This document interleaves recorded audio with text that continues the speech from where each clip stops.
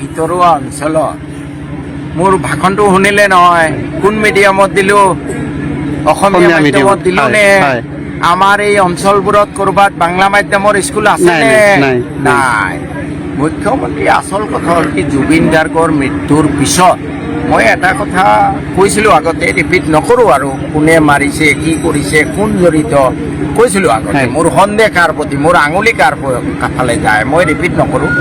কিন্তু জুবিন গাৰ্গৰ মৃত্যুৰ পিছত গোটেই ঢৌটো বিজেপিৰ বিৰুদ্ধে গৈ আছে এতিয়া। গতিকে মুখ্যমন্ত্ৰীয়ে জানে যে তেওঁ শাসনৰ গাদীৰ পৰা গ'লে তেওঁ জেলত থাকিব লাগিব, নাইবা তেওঁ পলাব।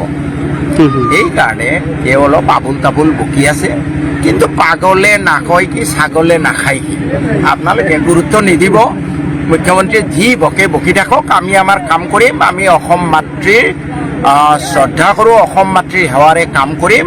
অসমীয়া মোৰ মাতৃভাষা, জীৱনে মৰণে অসমীয়া মোৰ মাতৃভাষা। মিঞা সমাজে এইটো সৰুগত কৰি নিজৰ কৰ্তব্য পালন কৰক। ভিতৰুৱা অঞ্চলত মোৰ ভাষণটো শুনিলে নহয়, কোন মিডিয়ামত দিলোঁ, অসমীয়া মাধ্যমত দিলোঁ নে আমাৰ এই অঞ্চলবোৰত ক'ৰবাত বাংলা মাধ্যমৰ স্কুল আছেনে? নাই। মুখ্যমন্ত্ৰী আচল কথা হ'ল কি, জুবিন গাৰ্গৰ মৃত্যুৰ পিছত মই এটা কথা কৈছিলোঁ আগতে, ৰিপিট নকৰোঁ আৰু, কোনে মাৰিছে, কি কৰিছে, কোন জড়িত, কৈছিলোঁ আগতে। মোৰ সন্দেহ কাৰ প্ৰতি, মোৰ আঙুলি কাৰ ফালে যায়, মই ৰিপিট নকৰোঁ।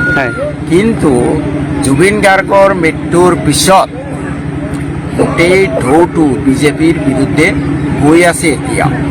গতিকে মুখ্যমন্ত্ৰীয়ে জানে যে তেওঁ শাসনৰ গাদীৰ পৰা গ'লে তেওঁ জেলত থাকিব লাগিব, নাইবা তেওঁ পলাব।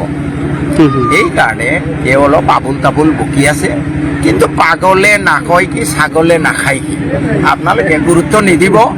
মুখ্যমন্ত্ৰীয়ে যি বকে বকি থাকক, আমি আমাৰ কাম কৰিম। আমি অসম মাতৃৰ শ্ৰদ্ধা কৰোঁ, অসম মাতৃৰ সেৱাৰে কাম কৰিম। অসমীয়া মোৰ মাতৃভাষা, জীৱনে মৰণে অসমীয়া মোৰ মাতৃভাষা। মিঞা সমাজে এইটো সৰুগত কৰি নিজৰ কৰ্তব্য পালন কৰক। ভিতৰুৱা অঞ্চলত মোৰ ভাষণটো শুনিলে নহয়, কোন মিডিয়ামত দিলোঁ, অসমীয়া মাধ্যমত দিলোঁ নে আমাৰ এই অঞ্চলবোৰত ক'ৰবাত বাংলা মাধ্যমৰ স্কুল আছেনে? নাই।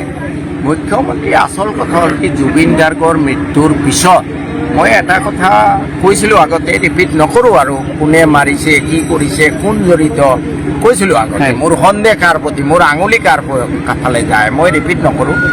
কিন্তু জুবিন গাৰ্গৰ মৃত্যুৰ পিছত গোটেই ঢৌটো বিজেপিৰ বিৰুদ্ধে গৈ আছে এতিয়া। গতিকে মুখ্যমন্ত্ৰীয়ে জানে যে তেওঁ শাসনৰ গাদীৰ পৰা গ'লে তেওঁ জেলত থাকিব লাগিব, নাইবা তেওঁ পলাব। সেইকাৰণে তেওঁ অলপ আবুল তাবুল বকি আছে। কিন্তু পাগলে নাকয় কি, ছাগলে নাখায় কি, আপোনালোকে গুৰুত্ব নিদিব। মুখ্যমন্ত্ৰীয়ে যি বকে বকি থাকক, আমি আমাৰ কাম কৰিম। আমি অসম মাতৃৰ শ্ৰদ্ধা কৰোঁ, অসম মাতৃৰ সেৱাৰে কাম কৰিম। অসমীয়া মোৰ মাতৃভাষা, জীৱনে মৰণে অসমীয়া মোৰ মাতৃভাষা। মিঞা সমাজে এইটো সৰুগত কৰি নিজৰ কৰ্তব্য পালন কৰক।